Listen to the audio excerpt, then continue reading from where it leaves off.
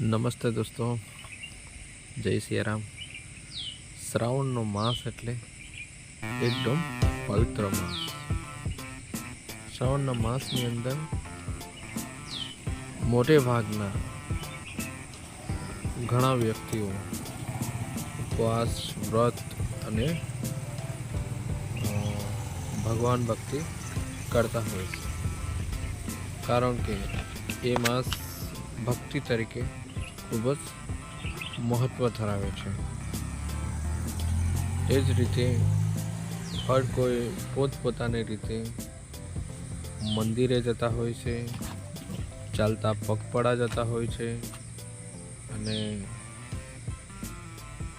કેટલાક ભાગવત કથા, રામાયણ, મહાભારત, ગીતા જે પવિત્ર ગ્રંથો છે એનું વાંચન કરતા હોય છે.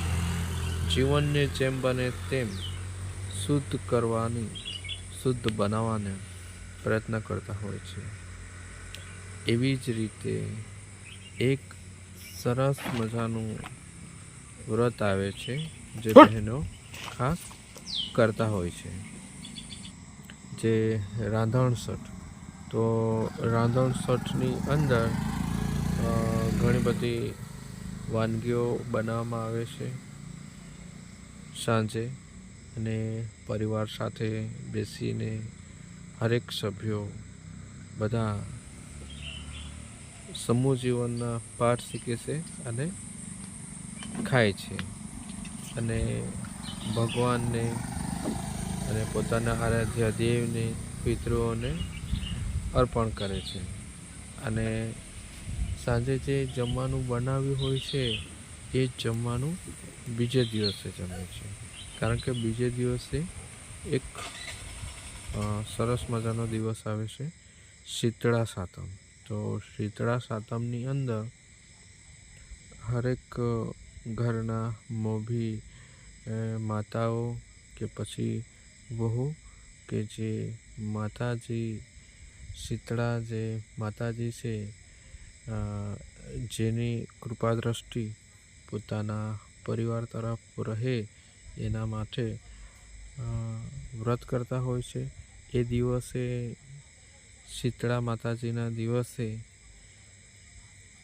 જે ઘરની વહુઓ કે પછી ઘરના મોભી વ્યક્તિઓ એ જમવાનું બનાવતા નથી, પણ રાત્રે જે બનાવેલું ભોજન છે એ જ પૂરા દિવસ ભોજન આરોગે છે અને સાંજે પણ તે જ ખાય છે. આખો દિવસ એમનો ઉપવાસ પ્રમાણે હોય છે.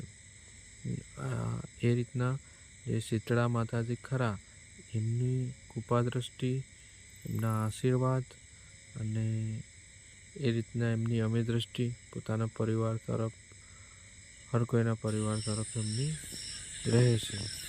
અને એ રીતના એમનું ખૂબ જ મહત્ત્વ હોય છે.